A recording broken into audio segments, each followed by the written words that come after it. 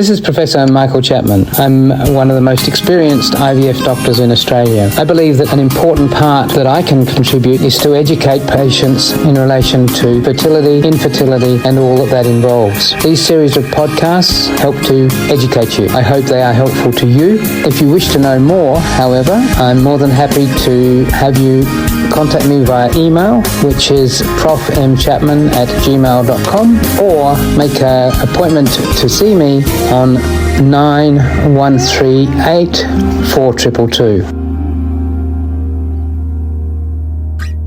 Okay, what can you say about endometrial receptivity testing, a new test that can analyze the window of implantation to help time embryo transfer for maximum chance of successful implantation? Yeah, so just to go back to what the window of receptivity means. So in the lining of the womb, under the effect of the various hormones, in the first half of the cycle, the lining of the womb thickens up. And then once ovulation has occurred, progesterone is produced, and that progesterone acts upon the lining of the womb to induce changes in the lining to produce glands that secrete all the goodies that are required for implantation, the cytokines and the growth factors. And that peaks at around about 6 to 7 days after ovulation in a natural cycle. And that's what we're calling the window of receptivity, that 2 or 3 day period when progesterone has done its job. As far back as 50 years ago, histopathology of women's lining of the womb showed about 1% of women in one or on the occasional cycle, the window of receptivity was in the wrong place or it didn't exist. So it is something that occurs, but it appears to be a random event that the window of receptivity is wrong. If the window of receptivity is wrong, obviously the embryo arriving doesn't find a fertile piece of ground in the garden to attach and grow.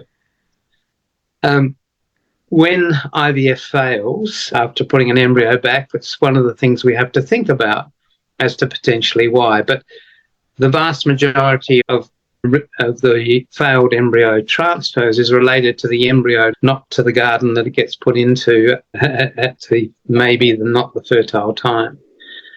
However, people have developed testing systems to look at that receptivity window. They've shown that some expression of some of the genes is highest at that particular moment in time.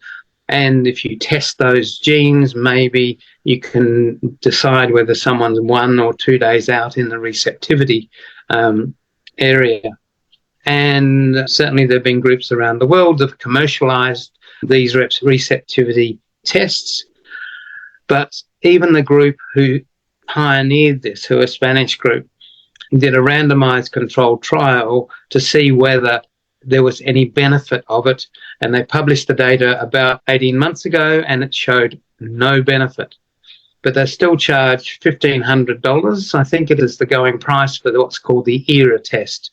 But the evidence, even from the group who designed it, does not suggest that it actually is a benefit in helping you in your next cycle.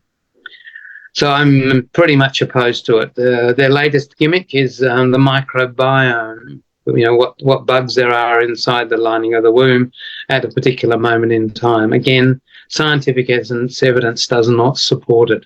I would not go there. I do not advise my patients to go there. The only thing about the lining of the womb that I'm concerned about is chronic inflammation, endometritis. And that certainly can interfere with implantation.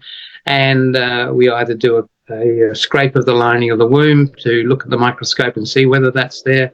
Alternatively, as many clinics around the world do, they routinely give antibiotics in the first 14 days of the cycle, which is what you would do if you found that there was the endometritis without having to go through a procedure. So I must say I've started doing that fairly routinely.